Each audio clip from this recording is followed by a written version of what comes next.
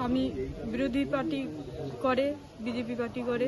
আমার স্বামী রাত 1:30টার দিকে মিটিং করে বাড়িতে এসেছে। বাড়িতে এসে যেহেতু ও ঘুমে নিদ্রায় পড়ে গেছে, তারপরে সিলিং ফ্যান চলছিল, আগুনটা যখন ওর গায়ে তাপ লাগলো ওর তখন হঠাৎ ঘুম ভেঙে যায়। ঘুম ভেঙে দেখে সব শেষ।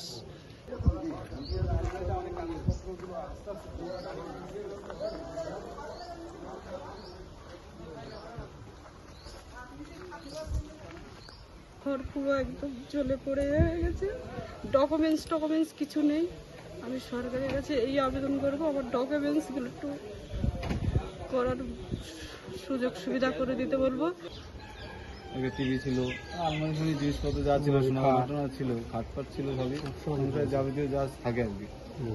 তৃণমূল যে প্রশাসনে যে দুর্নীতি, যে হারমাত বাহিনীর দ্বারা আমাদেরকে নির্যাতিত করেছিল, আমরা সেটাকে ভুলে গিয়ে আমরা প্রতিবেশী সুলভ মানসিকতা নিয়ে আমরা প্রত্যেকের রাত্রি সমতুল্যভাবে তাদেরকে আমরা একসাথে নিয়ে চলছিলাম। যেহেতু আমরা 100% এখানে হিন্দু সনাতন ধর্মের মানুষ, কিন্তু আজকের আমরা একের পর এক দেখতে পাচ্ছি তৃণমূলের হারমাত বাহিনী এলাকায় বুক খুলে তারা ঘুরছে এবং বিভিন্নভাবে আমাদেরকে হুমকি দেওয়া হয়। আমরা নেতৃত্ব এখানে দাঁড়িয়ে আমরা সমস্ত অঞ্চলের আমাদের যারা বিজেপি নেতৃত্ব আছেন এবং যারা আমাদের দায়িত্ব আছে প্রত্যেকের সাথে নিয়ে আমরা গ্রাম প্রতিবেশীকে আমরা শান্তি শৃঙ্খলা বজায় রাখার জন্য, আমরা সুষ্ঠু পরিবেশ রাখার জন্য আমরা চুপচাপ ছিলাম।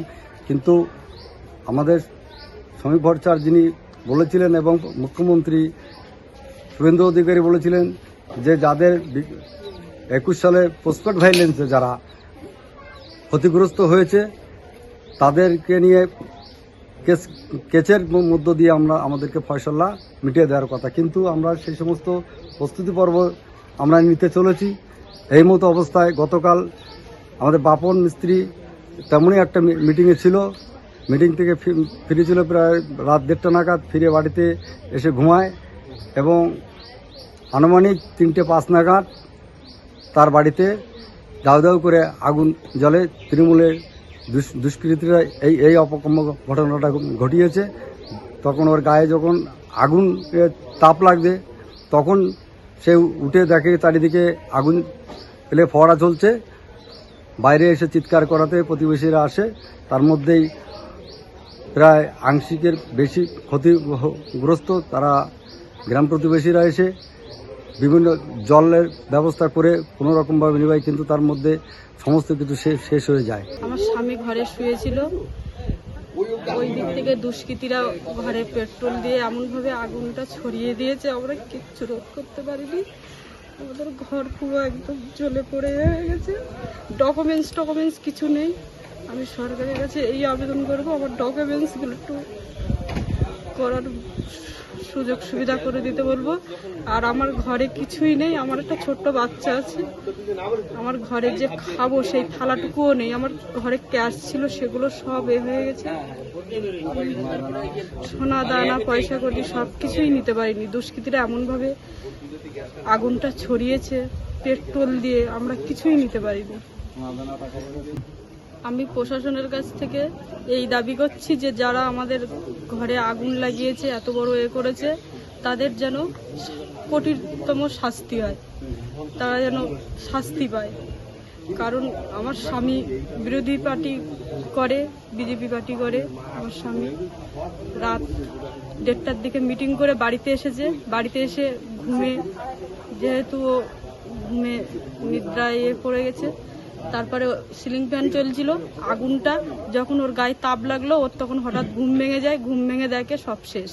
ঘটনা বলছে আমি বাসন্তী বিধানসভার 128 নম্বর ঝাড়খলি অঞ্চল 4 নম্বর নেহরুপল্লী 267 নম্বর বুথ আমার। আমি এখানকার 5টা বুথের দায়িত্ব আছি। আমি হচ্ছে শক্তিকেন্দ্রের প্রমুখ। আমি কালকে রাত 12টা-1টা নাগাদ বাড়িতে আসি আমাদের পার্টির প্রোগ্রাম করে। তারপরে আমি রাত্রে যখন ফোন থেকে যখন ঘুমাই, আনুমানিক তখন রাত 3টে বাজে। তখন একটা আগুনের হালকা আমার ঘরে ফ্যান চলছিল, ফ্যানের তাপে আমাকে মোটামুটি গায়ে একটু তাপ মতন পায়। সেখান থেকে আমি হঠাৎ ঘুম থেকে উঠি, লাফ দিয়ে বাইরে বেরিয়ে লোকজনকে ডাকি, আশেপাশের লোকজন আর বেরোলো, সবাই আসলো। এসে দেখছে যে আর মোটামুটি আগুনটা নেভানোর কোনো কায়দা নেই। জল টল দিয়েও কোনো কায়দা আগুন নেভানো যাচ্ছে না বা ঢোকাই যাচ্ছে না ভিতরে। আমি কোনো কিছু বাইরে থেকে ভিতর থেকে আর বাইরে করতে পারি, শুধু ফোনটাই জাস্ট আমি নিয়ে বার হয়েছি। আগুনটা ওই সাইড থেকে কোণা থেকে লাগিয়েছে, যে কারণে লাগিয়েছে, যেটা মোটামুটি আনুমানিক পেট্রোল দিয়ে যত সময় দিয়েছে, কেননা পেট্রোল না দিলে ওখান থেকে ওইভাবে আগুনটা হটনট চারিদিকে এরকম ছিটিয়ে যায় না। আগুন যদি পেট্রোল না দিত তাহলে সোজাসুজিভাবে এক কানা থেকে আস্তে আস্তে ধরে উঠতো। মোটামুটি আধা ঘন্টার মধ্যে পুরো একদম পুরো ছাই হয়ে যায়। সেখানে আমার জিনিসপত্র নগদ 1,13,000 টাকা আমার কাছে ছিল, যেটা আমার গ্রুপের একটা টাকা আমার কাছে ছিল। আমার স্ত্রীর কিছু টাকা ছিল, 70-80 হাজার টাকা মতো আমার স্ত্রী, যেটা ভাবদূর করে বলে নিয়েছিল। আমার ঘরেও ঢুকেছিল, যাক অনেক কিছু টাকা ছিল। আর সোনাদানা বোর হাতের কানের গলা ছিল, মেয়ের কানের ছিল, নাকের ছিল, আমার একটা আংটি ছিল। এই পর্যন্ত আমাদের খাট, একটা ইংলিশ খাট ছিল। আমাদের ভিডিও ভালো লাগলে লাইক এবং শেয়ার করুন। কমেন্ট সেকশনে গিয়ে জানান আপনাদের মতামত। আরও ভিডিও পেতে আমাদের চ্যানেল সাবস্ক্রাইব করুন এবং প্রতি মুহূর্তে খবরের আপডেট পেতে প্রেস করুন বেল আইকন।